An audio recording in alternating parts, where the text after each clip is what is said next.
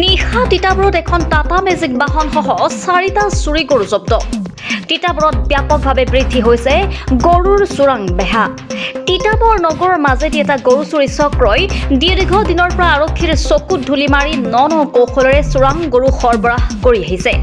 নিশা তিতাবৰ জ্যোতিনগৰত গাঁওৰক্ষী বাহিনীয়ে AS05C 1623 number এখন টাটা মেজিক বাহনসহ জব্দ কৰে 4টা চোৰাং গোধন। সৰবৰাহকাৰীয়ে দেৱেৰাপাৰাৰ পৰা 4টা গোধন লৈ আঠখেলীয়ালৈ নি থকা অৱস্থাত বাহনখনৰ ওপৰত গাঁওৰক্ষী বাহিনীৰ সন্দেহ ঘনীভূত হয়। গাঁওৰক্ষী বাহিনীয়ে বাহনখন ৰখাই চাবলৈ লওঁতে বাহন এৰি পলায়ন কৰে চালকজন।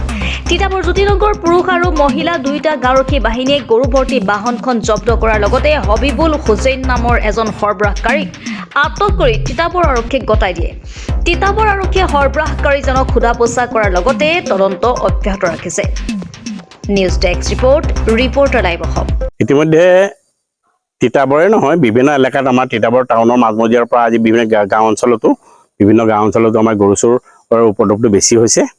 আৰু যিহেতু মানে আমি বহুত দিনৰ আগৰ পৰা গম পাই আছোঁ আৰু পাছতো এতিয়াও গম পাইছোঁ যে আমাৰ গৰু চোৰৰ সংখ্যাটো বৃদ্ধি হৈছে।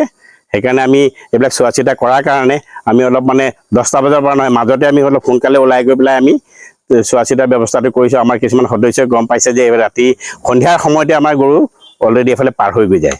সেইকাৰণে আমি চোৱা চিতা কৰোঁতে আজি এখন গাড়ী হাতলৈ ধৰা পৰিছে। ধৰা পৰাৰ কাৰণে আমি তেওঁলোকক সোধ-পোছ কৰোঁতে তাৰে এজন মাইনা বোলা এজন আঠখেলীয়াৰ তেওঁ পলাই গৈছে আৰু বাকী এজনক আমি ধৰিছোঁ। ধৰি পেলাই 4টা গৰুসহ গাড়ী আমি ধৰিছোঁ। মহিলা বিডিবিৰ লগতে আমাৰ পুৰুষ বিডিবিয়ে ধৰিছোঁ। ধৰি পেলাই আমি আৰক্ষীক গতাই দিছোঁ। আমাৰ জ্যোতিনগৰতো গৰু চোৰ হৈছে, বিশেষকৈ আমাৰ সভাপতি ঘৰ জ্যোতিনগৰৰ সভাপতি যি পৰাণ দত্ত তেখেতৰ ঘৰতো 7টা গৰু চুৰ হৈছে। ক্ৰমান্বয়ে পৰ্যায়ক্ৰমে মানে একেলগে নহয়, পৰ্যায়ক্ৰমে চুৰ হৈছে মানে তেনেকৈ বৃদ্ধি পাইছে এইটো।